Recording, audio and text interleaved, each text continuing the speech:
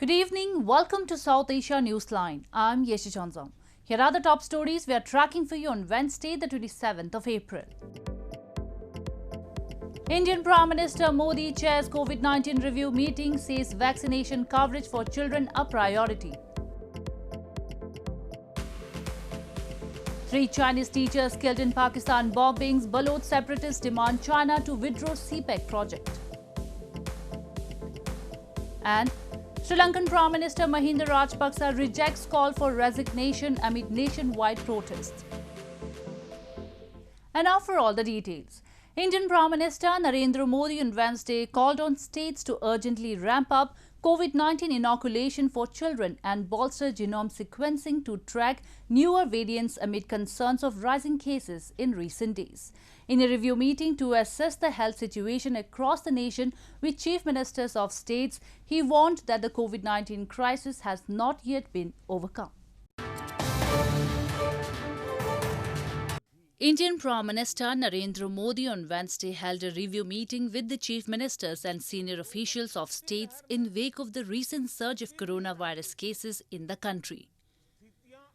PM Modi in his virtual interaction warned that the COVID-19 crisis has not yet been overcome. He stressed the importance of prioritizing administration of vaccines to every eligible child at the earliest and the need to ensure COVID-appropriate behavior in public places. सभी eligible बच्चों का जल्द से जल्द टीकाकरण ये हमारी प्राथमिकता है। इसके लिए पहले की तरह स्कूलों में विशेष अभियान भी चलाने की जरूरत होगी। टीचर्स और माता-पिता इसे लेकर जागरूक रहें।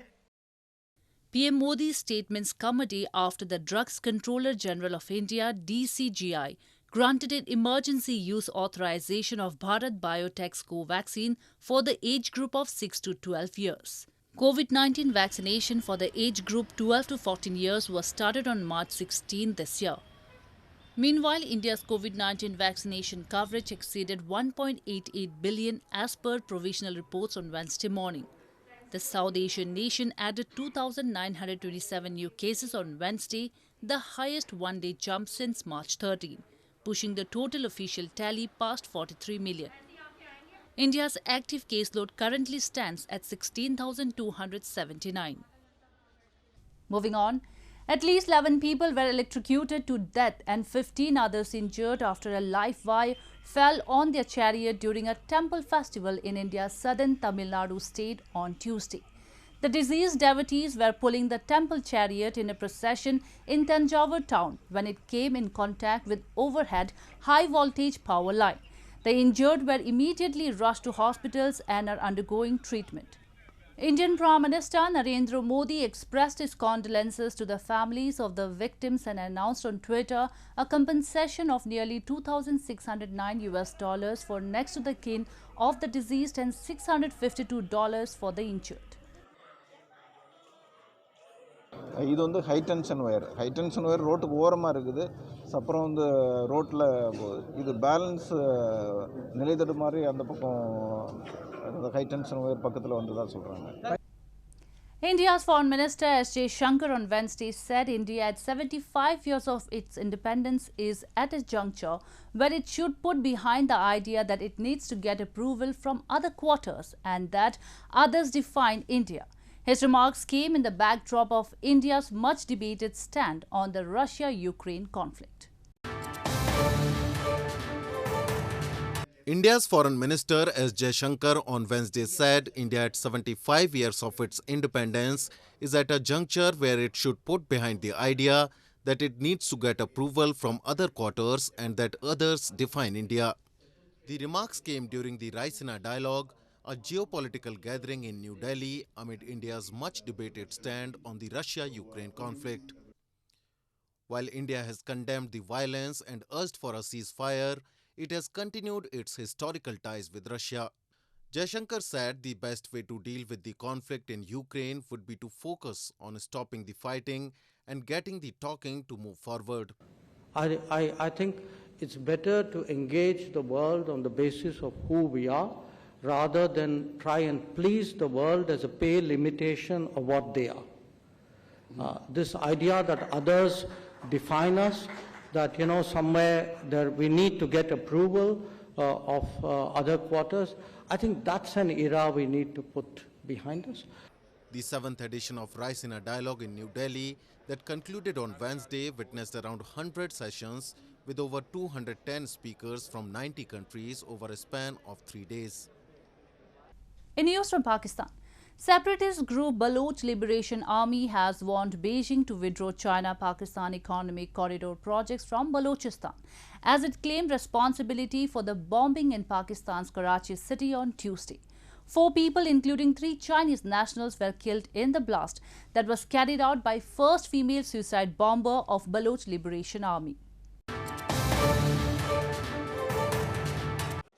Separatist group BLA, the Baloch Liberation Army, has warned Beijing to withdraw China-Pakistan Economic Corridor or CPEC project, while claiming responsibility for a deadly explosion in Pakistan's Karachi on Tuesday that killed at least 4 people, including 3 Chinese teachers. The 3 were among passengers on a minibus traveling near the Karachi University's Confucius Institute when a woman suicide bomber detonated the bomb, killing them and a 4th person, a Pakistani. In an unverified video doing rounds on social media, a BLA member stated that unless China and Pakistan withdraw from Balochistan, attacks will continue. China, you came here without our consent, supported our enemies, helped Pakistani military in wiping our villages. But now it's our turn. Baloch Liberation Army guarantees you that CPEC will fail miserably on Baloch land. Pakistan's newly elected Prime Minister Shehbaz Sharif condemned what he called a cowardly act of terrorism. The blast was the first major attack against Chinese nationals in Pakistan since last year, when a suicide bomber blew up a passenger bus in northern Pakistan that killed 13 people, including 9 Chinese. Ethnic Baloch guerrillas have been fighting the government for decades, demanding a separate state and saying the Pakistan government, along with China, has been unfairly exploiting Balochistan's rich gas and mineral resources. Pakistan People's Party Chairman Bilawal Bhutto Zardari on Wednesday took oath as Pakistan's foreign minister in the government led by Prime Minister Shehbaz Sharif. This is the first time 33-year-old Bilawal will be serving as the member of the federal cabinet.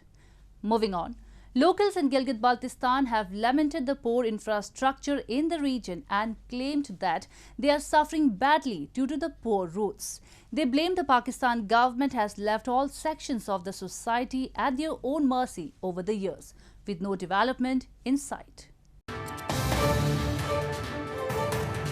Locals in remote areas of Gilgit-Baltistan have blamed negligence by Pakistan to develop road infrastructure in the illegally occupied region, which continues to affect their lives.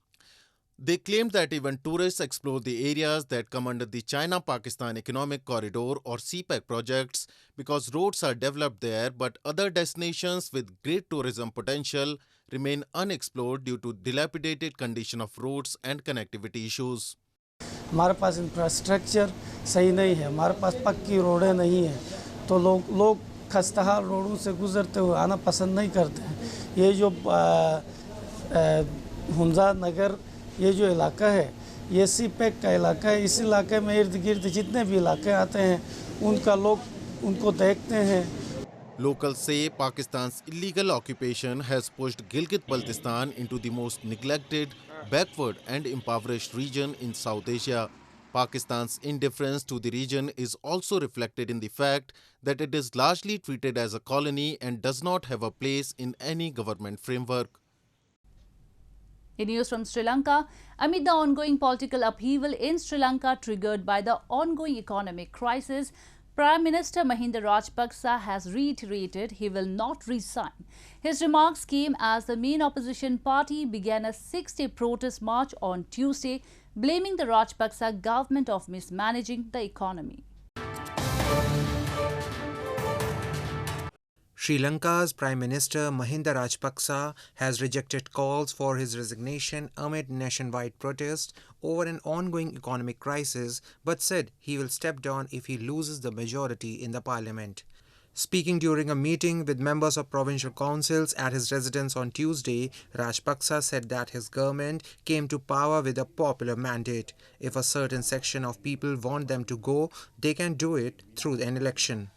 This came as Sri Lanka's main opposition party, led by Sajid Premdasa, began a 6-day protest march on Tuesday, which is expected to end in capital Colombo on Labour Day with a major rally to demand resignation of President Gotabaya Rajapaksa and his cabinet. The country announced a suspension on some of its foreign debt repayments earlier this month and said it would divert its mega reserves to fund essential imports such as fuel, cooking gas and medicine. Soaring inflation and shortages of essentials have created a civil unrest across the nation. Meanwhile, the President's office in a statement informed the World Bank has agreed to provide Sri Lanka with $600 million in financial assistance to help meet payment requirements for essential imports. The Sri Lankan government has also appealed to multiple countries and multilateral organizations for bridge financing before it meets IMF conditions for a loan program.